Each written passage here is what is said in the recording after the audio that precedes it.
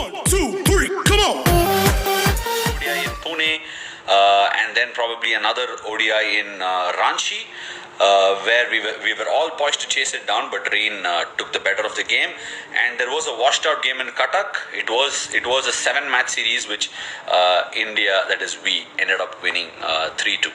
But this game in Bangalore was a decider, because every game had been chased down. In fact, one game in Jaipur, I remember very clearly, there was a score of 363, and I think Virat and Rohit and Shikhar, I think they hunted it down in like 42, 43 overs, which was insane. It was a proper exhibition match that, and following up from there, there was another high-scoring chase at Nagpur, where Rohit again was in full flow, so was Shikhar, so was Virat. So as we are speaking, the guest for the evening is here, and I'm extremely excited to ask him a lot of questions. I expect a lot of interesting answers too. Hi Rohit, how are you doing, buddy? What's up, buddy? What are you doing? Not much. Clearly experimenting with all the hair styles that I've got. I can see that, man. Wow. Is it good? Because I think most people, we are all dependent on you to give a good shot at it. Give me a go. Okay. Give me a thumbs up or a thumbs down. I'm good like this. No, but it's good. Nice, Ash. It's something different from what we have seen you all these years. Yeah. So, pretty interesting. I'll try and keep it going. But please do not copy or do not go Ishan Sharma's way. You know how it will end up. You mean you don't want a ponytail at the back, right? That's what I meant, yes. Exactly what you meant. And you wouldn't want that sledging that he gave Steve Smith in Bangalore test. Is that also something that you want to add on? एक बार करके तो दिखा तू. I was not there, yaar, but I was not part of that series. But I was watching it. I watched it highlights. I watched it on highlights. They were not talking about the game. The entire game. They didn't talk about the game. They were talking about what Ishan Sharma did to Steve Smith. And what about what Steve Smith वो जो किया वो भी बहुत funny था. Oh, not now. Not now. और पूरा bat ऐसे कर दिया उसने. ऐसे किया. And that was a brain fade match as well. So it was quite important. But today we are not going to be talking about that, Rohit. Yeah. Okay. Rohit, I'm not sure if you watched this, but this is an episode where I'm going back in time and remembering matches from the past. And clearly, without having to negotiate much with you, I asked you about it and you were more than happy to talk about this game. One of my favorite knocks of yours, there are plenty, but this has to go down as one of the best in ODI history. What do you remember from this game in Bangalore, especially about your batting and the game itself? Yeah, I know. It was firstly, it was an important series for us because I had just started to open for India at that point. We played Champions Trophy, and then we went to West Indies after that. And then I remember straight after West Indies, it was this tournament which we played against Australia.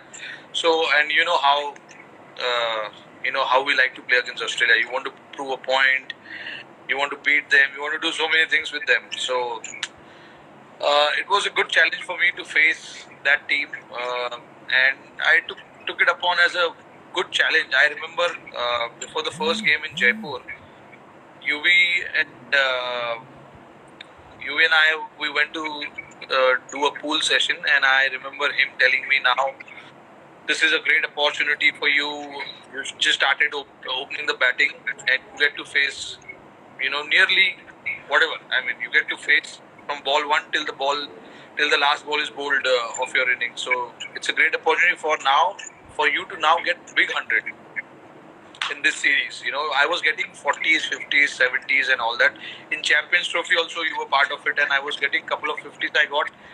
And then I couldn't make it a big one, So that was a good talk we had there in the pool. And I told him, I also feel that now that I'm opening the batting, I need to make it big. And I remember the first game we played, we chased 360, man, in 41 overs. Yeah, I think Australia won in Pune and we hit them back, right? Yeah, they won in Pune. Then we won another one, and they won again in Mohali. So it was quite an interesting contest between the two teams because they had a solid team, we had a solid team as well. But Australia is a team, they don't like to give it up so easily wherever they play, and especially when they travel, they like to prove a point as well. So they play, they go that extra mile to win that game or the series. So I remember clearly, it was a hard fought series, and that Bangalore game was a decider for us. And I never thought I will score a double hundred. Yeah. Honestly speaking, I never thought of it. I just wanted to bat. Bangalore, it was a Bangalore pitch and nice and flat. Ball was coming on nicely. And I remember there was a little halt because it rained for a brief period, about half an hour, 40 minutes. Okay. And then me and Shikhar, we were not out. We came back in, and Shikhar suddenly, I think after the games started, he got out in the second over. So I mean, it was my responsibility, and then Virat got run out in that game, which was I don't know whose fault was that, but it was a bad run out. Yes, and then the whole stadium was looking at me. I know. And then Suresh and I had a good partnership again. Then he got out after scoring 30-40, and then UV got out early. And then MS and I, we batted till the end, almost till 48th over, I think, if I'm not wrong. You got out only in the last over, I think. Or probably last or second last over, if I'm not wrong. Yeah, possibly. Second last over, I got out. And how did you get out? You know how it is with MS in the middle. Like he likes to talk. He likes to, keep adding his thought of what he thinks about what I should do. He was telling me, you're the set batsman. I want you to bat till 48th over, 49th over, or 50th over probably, because you are set. You can hit any bowler anywhere you want. So let me take chance at that point. You just take a back seat, take singles, knock off in the gaps, and find odd boundaries if you can. And then I was just thinking, no, I'm seeing the ball really well. I might as well, try and put pressure on the bowlers right here and right now, which was, I think, about 41st over. And I decided to go on from there. And I remember hitting Xavier Doherty. They gave him that 42nd or 43rd over, I don't remember. And I hit 4 sixes in that over. Yeah. In fact, I think you hold the record for hitting 4 sixes across different games, right? Consecutively or something like that. No idea. It was not consecutive. It was 2, and then I hit a boundary, and then another one, and then there was double, and then another 6, I think. 6. If I remember, I don't remember that exactly, but yeah, that's how it was.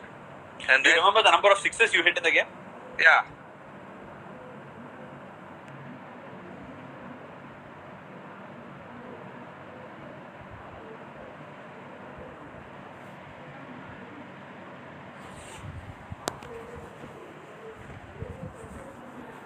$16. Yeah, that was then the highest. I don't know if it's been beaten after that. 16 sixes.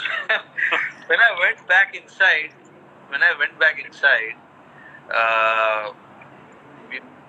someone was telling me, if you would have batted the record also. And what was that? I think it was 219. It doesn't matter anymore, does it? It's been 3. Yeah, I know. But imagine the expectations in the dressing room itself. Yeah, they want me to score another 10 runs, 15 runs to get past 219. Was it by any chance a bowler that gave you that comment? Yeah, if I'm not wrong, there was 3-4 guys. Okay. UV was one of them. and there was one more guy. I don't know. Shikhar tha shayad.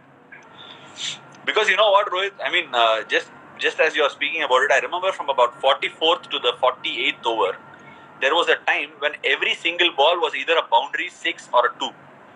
Because MS was running like a hare, and you guys were stitching this partnership. And like, in all honesty, as a bowler watching the game, you feel like you are in this Hunger Games, Okay, guys, the batsmen are coming out here, the swords are out, and you are there to be given. Your neck is going to be chopped off. So any run that you guys were getting extra was obviously going to give the bowlers a better chance. I know, because see, when I started batting, and when we were halfway through our innings, nearly about 25th, 30th over, I realized that this wicket is, flat and ball is traveling. It's a comparatively a little smaller ground than the rest of the grounds in India. So we thought, any score we get here is not going to be safe.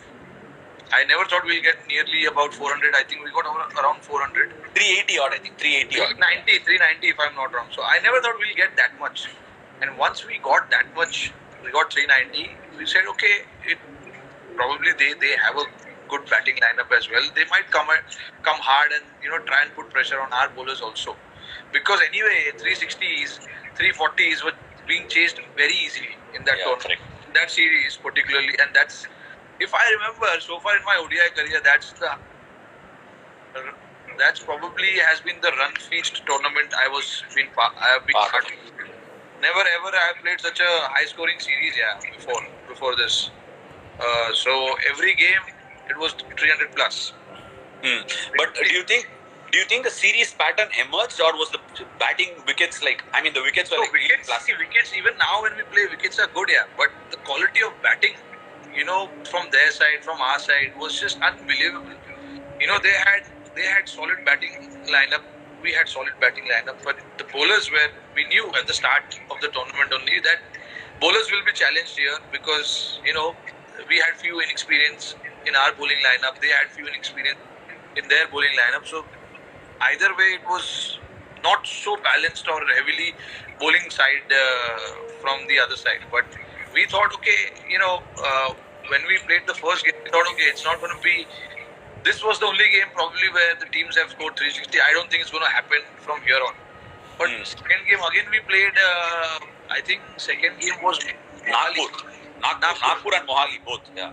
No. Second game was Nagpur. I think. Second game was Jaipur, then Mohali, and then Nagpur. I think we kept hitting back. Didn't we? Yeah. First game Pune we lost. 290 odd. We were chasing and we lost. I'm confused. I think Jaipur was the first game. No, Rohit, we lost the first one. We came back in the series. 100%. Okay. So second was Jaipur. Third one was I think again Mohali. I'm not sure if it's Mohali or Nagpur, but one of the two surely. But even Mohali, we batted first and we got 300. I think MS batted well in that game. Yeah, he got runs. Yeah, I think we came back. We came back from behind. We looked ahead in the game, and then James Faulkner played that blinder and got it. He was batting well in that tournament. He batted very well in that series. He got 100 in that game where I got 200 also. Correct, he did. No, but Rohit, tell me something.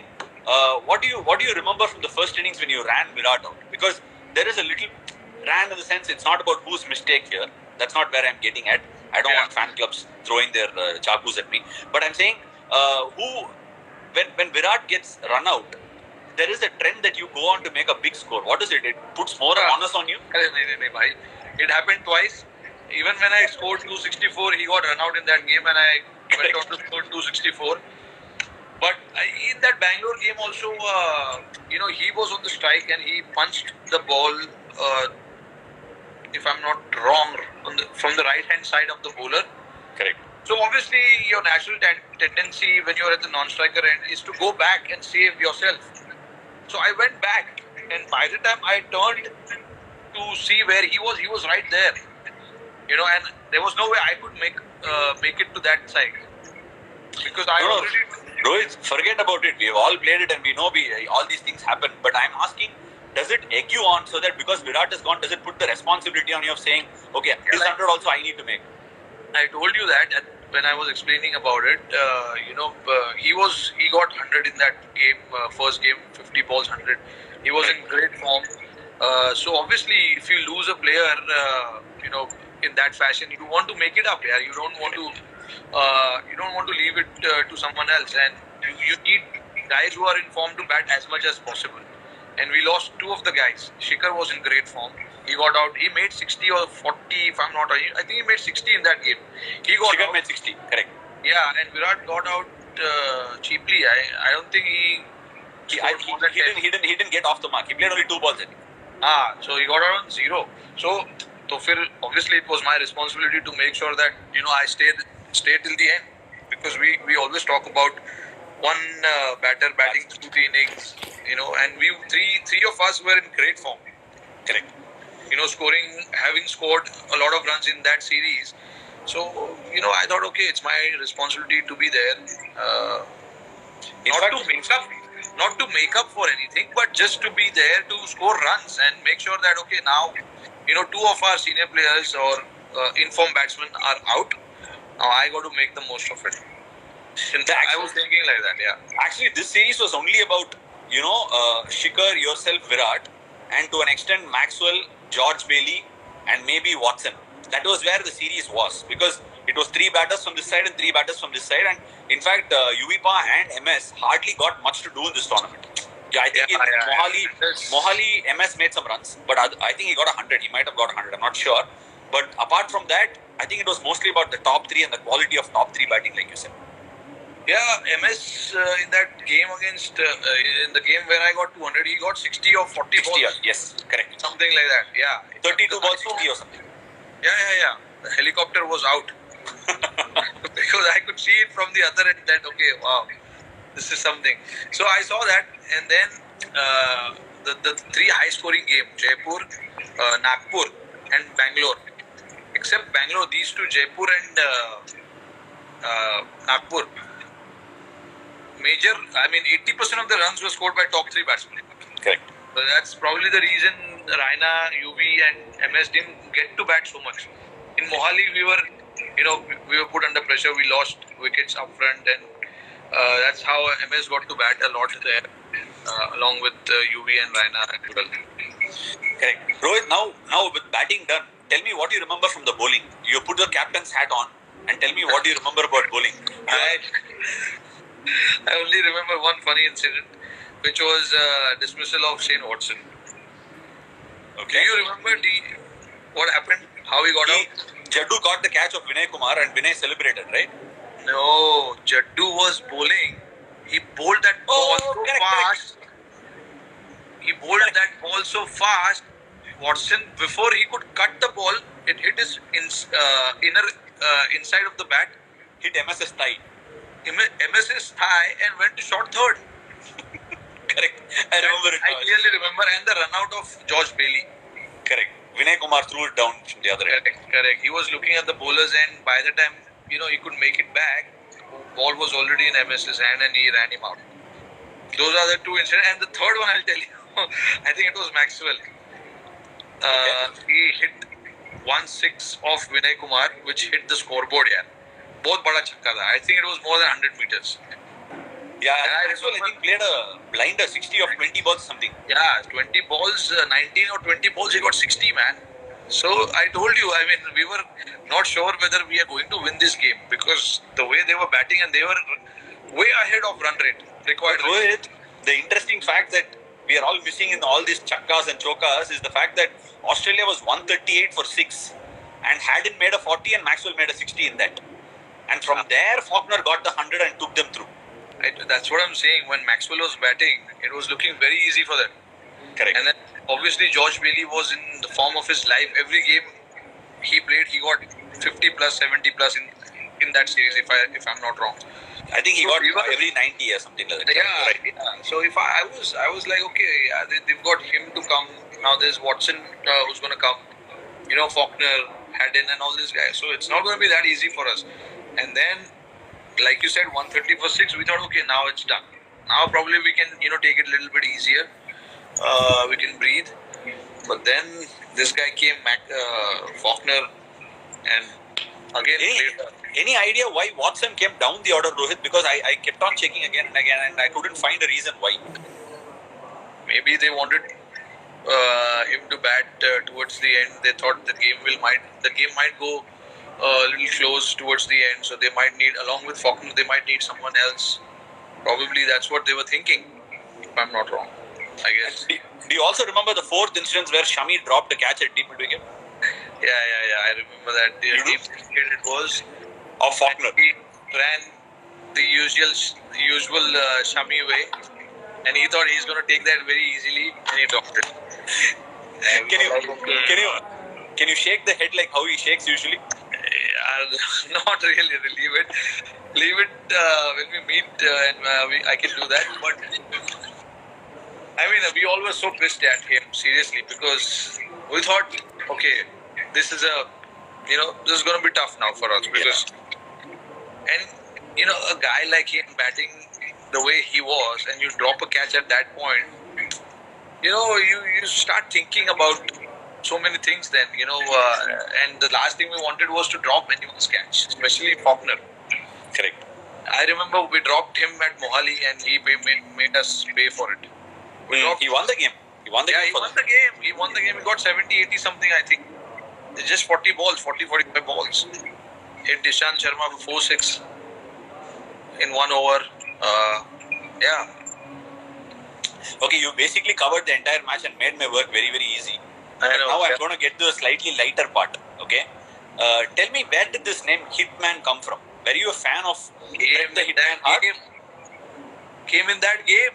Correct. That's exactly why I'm asking you. Yeah, 209 when I scored that runs, and I was walking back to the pavilion, and obviously they called me for the flash interview after the innings got over, and I was really very tired. Yeah, I told I don't remember who the media manager was. I told him I can't go now. Please take someone else. He said, no, this is kind of a record, so you have to come and it goes worldwide and all that. So I said, okay, chalo, I'll come. I went down. I'm sure you know who this guy is. You know PD, right? PD, yeah, correct. The broadcasting producer. Yeah, Chahal's younger brother or older brother. So he was there. He told me, oh man, you played like a hitman. You are a hitman. Oh, okay. That's how it started. And then Ravi Bhai was there towards the end of the presentation, and he told me he introduced like that. Oh, they call him a hitman. I think I was man of the series in that tournament. So he was interviewing me, and he called me hitman, and that's how it started. But did you go back and check as to who Hitman was? Have you watched WWE when you were younger? Yeah, of course, Bret Hart. Right. It's one of my favorite, that guy. It's great then, it's great. Okay, Rohit. Yeah, I actually put a promo of that today. Many of them were asking me whether it was going to be Hitman himself was going to come. Anyway, but you've taken this chat and show thing very seriously, man. I've taken it, like anything in life, I do it properly. So that's great. I think it needs to be a good learning for people who are watching. Why do you say that? No, it's right. I mean, you do whatever you do it properly, right? I mean, don't leave any stone unturned. Sure. Okay, Rohit, now to the fun part and my most looked after part for the day. This is going to be the chapter that I'm going to open off Mumbai Indians with you. Okay. A little fun also, nothing very serious.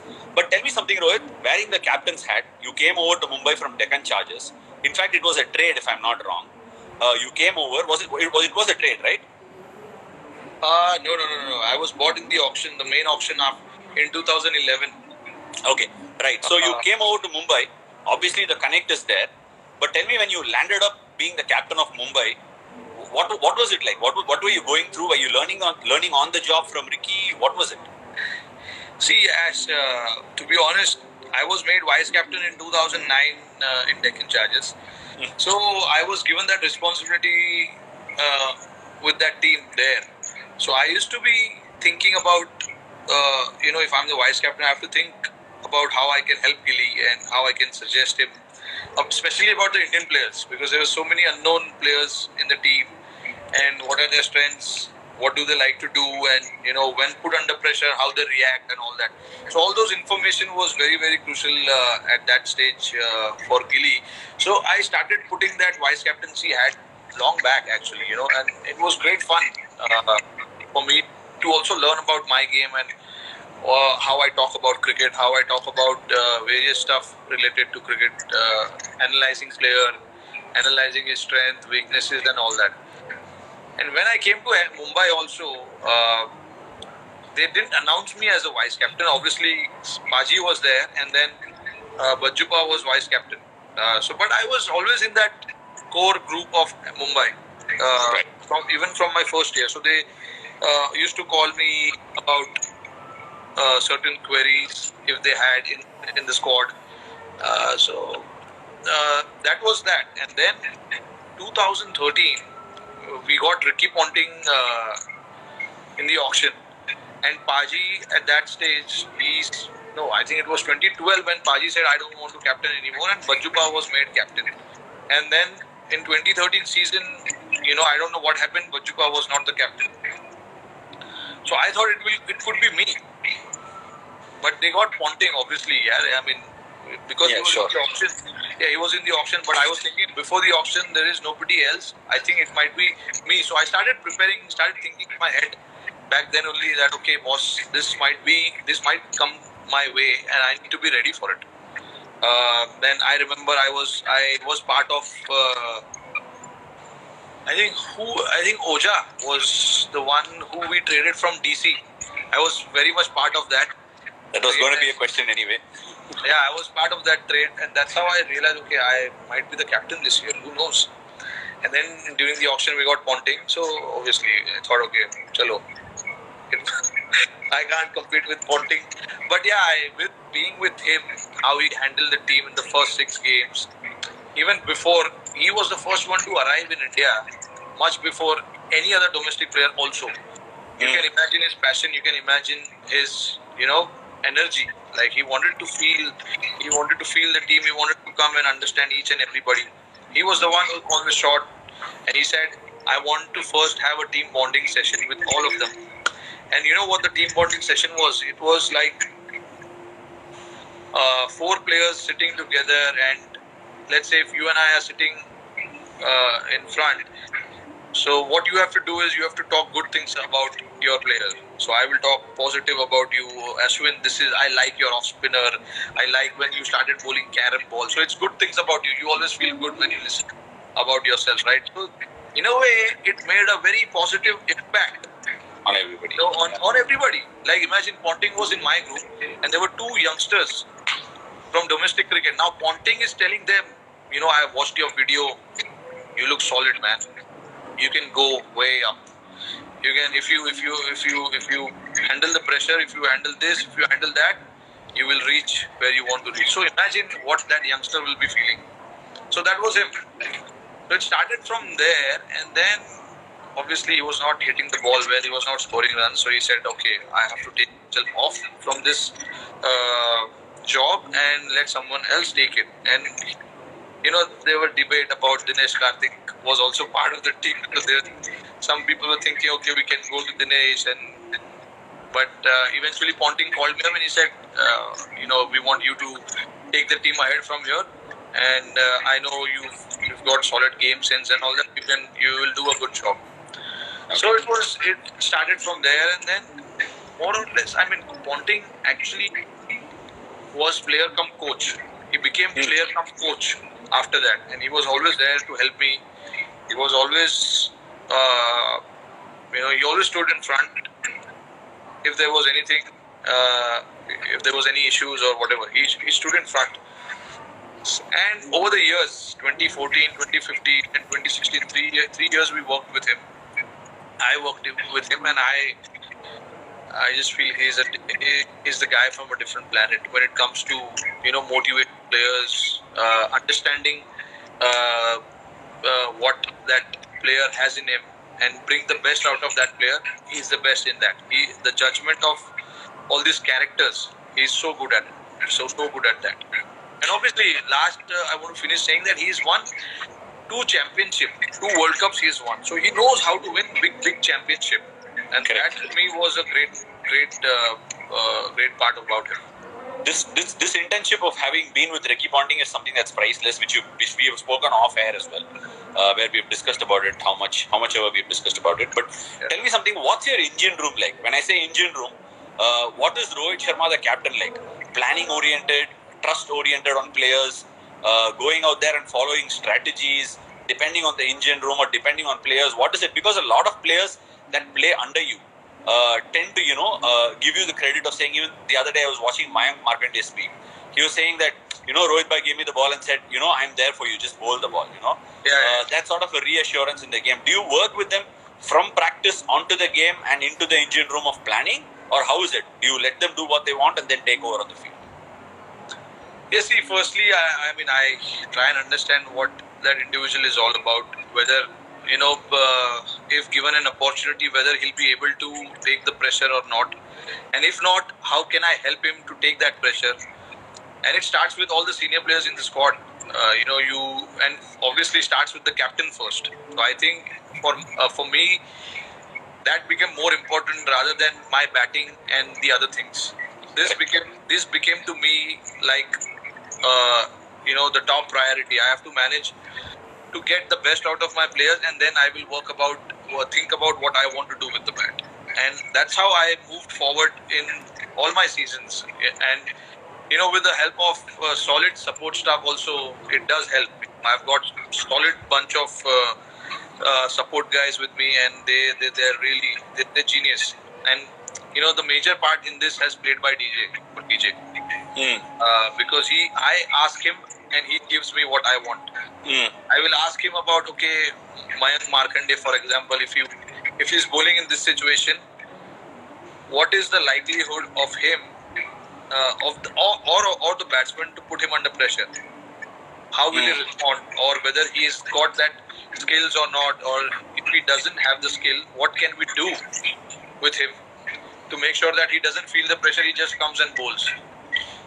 Okay, so you do go back onto practice sessions and try and simulate matches with the bowlers and then bring them onto the game. Yeah, I slyly talk to them about, Mayank, tomorrow I'm thinking, these are the batsmen you're going to be bowling at.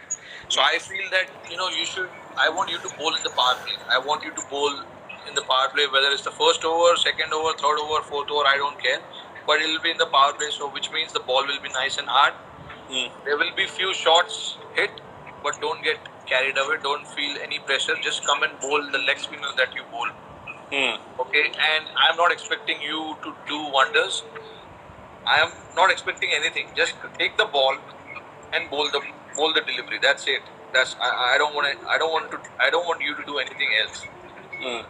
Because I have seen when we came into the team and how we felt when we were 20 years old, when you're facing guys like Mitchell Johnson, Brett Lee, Dave Steyn, all these guys in your first experience, you know how it is. It's quite intimidating. And for all these guys also who are playing the IPL for the first time, they feel the same. They feel that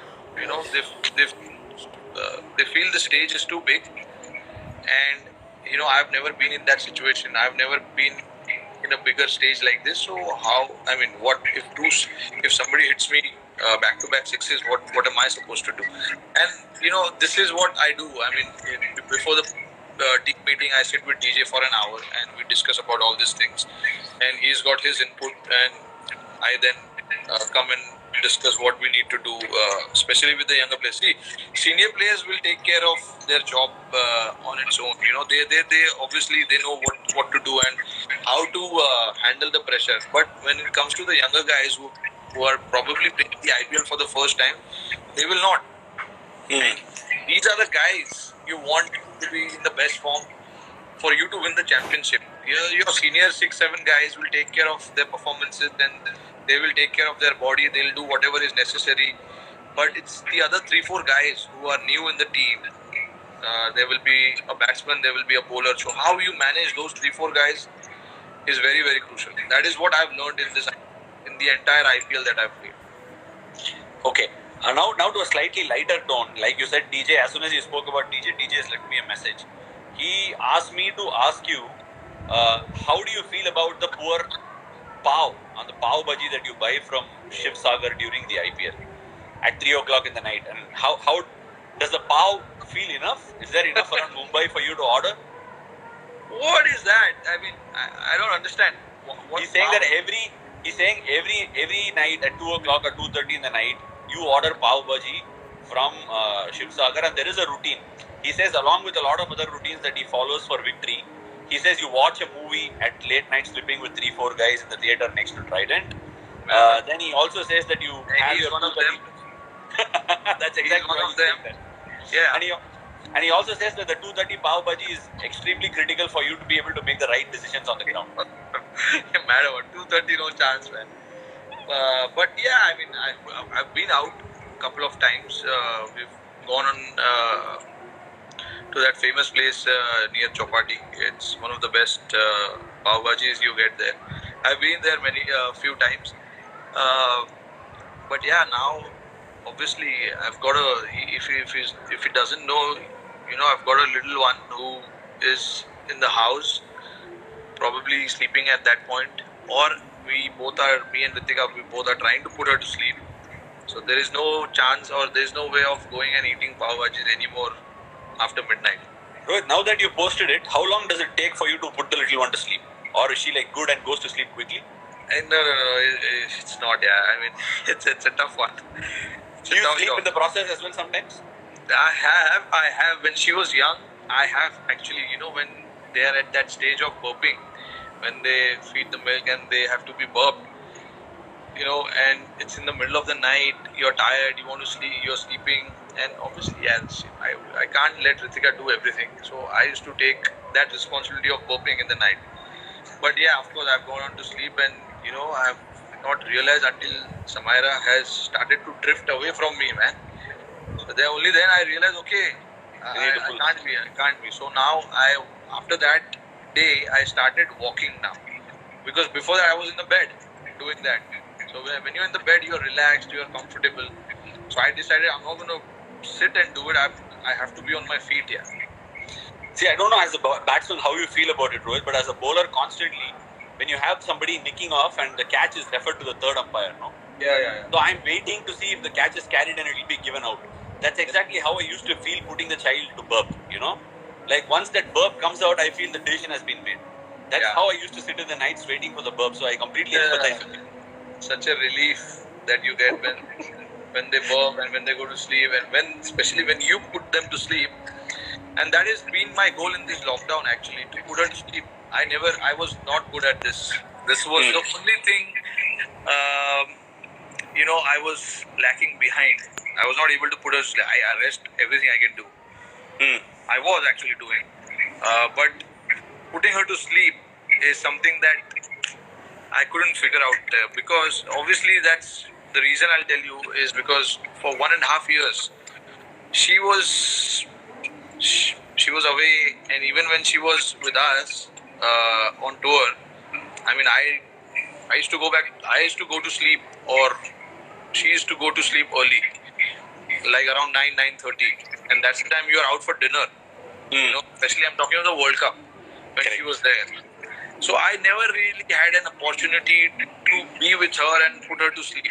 Because she used to go to sleep at 9 o'clock, and 9 o'clock is when you finish your dinner. So it's too early. And I didn't do it. Now I'm at home, and I've tried it on many occasions. I have tried it before also. But I did it once in the afternoon. But in the night, I just couldn't do it. So that is, hopefully by the end of the lockdown, I hopefully should be able to. No, before we get into that part of lockdown and COVID, I want to ask you one final question about your routines during the IPL and in fact, when I became the captain of Kings 11, I wanted to follow success patterns. I've been at CSK. Then Mumbai is another successful franchisee. So I actually called up DJ and a couple of other people in Mumbai and asked them, what does Rohit do? How does he manage the whole thing? You need to handle the franchisee, you need to meet with the owners, you need to talk to them. There's so much more that you need to do around the job. Then he gave me 2 insights, Rohit. I'm going to give you the first insight. He said usually meetings happen inside the boardroom, but Rohit and our owner meet during Bel Puri at midnight. Okay? That's one thing he told me. And the second thing, that's what he told me. And the second thing he told me will make more significance for you. He said that Rohit has never come to the breakfast in the history of IPL, but ever since Samaira's birth, we found him at breakfast last year. Absolutely. That's right, yes. That's right. Because, I'll answer the second one first. Okay. The breakfast one. I'll say because it's true that I've never been to breakfast table in the entire IPL history, especially at Trident. Never. That's because of so many other reasons. We never sleep on time. You get back from the game itself around 1-2 o'clock. 2 o'clock, yeah. After midnight. So it's like I need my 9 to 10 hours of sleep, man. I can't do it without that. There has been days where it was traveling day for us, and we had to travel. So I've woken up early, but I've straight gone into the bus without eating anything. So I used to go and eat at the airport or in the flight. And since Samaira was born, I used to sleep with her during. I know the timing that she goes to sleep and all that. So I used to somehow manage to sleep with her and wake up with her because once she's up, you're not going to get your sleep. Correct. She'll be all over you. So you better make sure that you sleep on time and get your 8-9 hours, whatever it is. Otherwise, you're stuck. And especially for me, I'm the captain, and with Mumbai Indians, we are half of our time we spend in the meeting. So I need to be fresh and energetic. For the meetings. But what about the first one? He said the meetings are very brief, and Rohit loves the street food in Mumbai, and he generally meets up with all the owners and the staff for a bhel puri outside Trident. I don't know. That's. He's making up some stories, I think. Yeah, I guess so. That's rubbish because I don't meet them for bhel puri. You're talking about. Who you're talking about. I don't meet them for bhel puri and all that. Yes, of course we meet them for our strategy meetings and all that happens with them. But we purely discuss about the team. What should we play? What shouldn't we play? Why are we dropping X, Y, Z or whatever? It's purely that. It's nothing else. Great. Okay, Rohit, now you've answered most of my questions. I'm very happy the way it's going, and you've taken most of the honors, and thank you for doing it. In these times, I think it's going to put a lot of positivity into people's the way they're thinking. They're finding it difficult to cope up with it. How are you going? How's the situation in Maharashtra? How's it in Mumbai? Are you missing playing the game? What are you doing? The situation in Maharashtra is not it's not great right now. I mean, everybody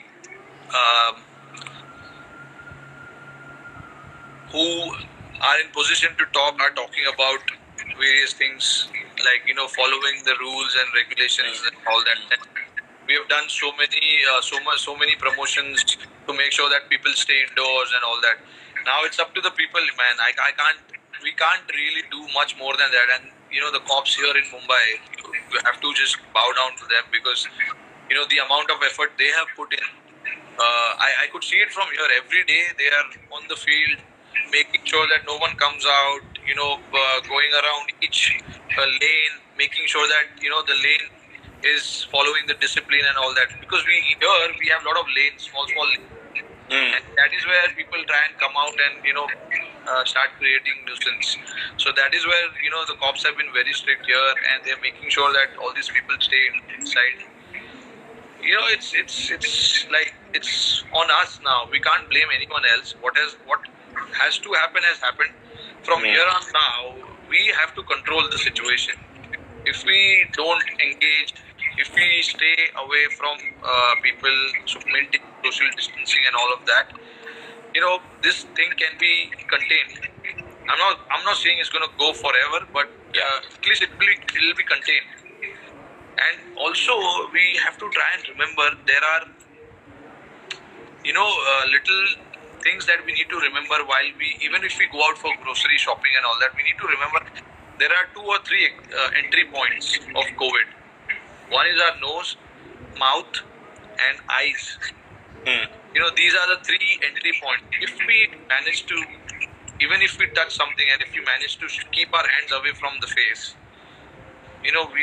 half the battle is won. Even if we go out and come back inside. I mean, like you said, Rohit, you pointed out rightly in the first half where you said, all these things have been put out there. A lot of people have spoken. We have spoken about it. Every celebrity has come out and spoken, taken to social media. But it is a high sense of luxury for a lot of people to keep social distancing. There are people who are out there who are struggling to make ends meet and struggling for every meal in their day, who are actually going out right now to make a living for themselves. So that's where I think people who can afford the social distancing must stay away and allow these people to go and work. So if everybody is on the road, then it's going to create a mess. In fact, I read one article where I'm sure you're aware of the 1918 Spanish flu, where there was quarantine and all that. And the moment the quarantine was lifted, everybody thronged the streets and it went up by 5%, the infected number of people. So I think those who can afford can still continue to be exercising caution. And I'm seeing how Maharashtra is, even Tamil Nadu is. I think these are all proper red zones. We need to be able to support the rest of the country to be able to curtail it. Yeah, absolutely.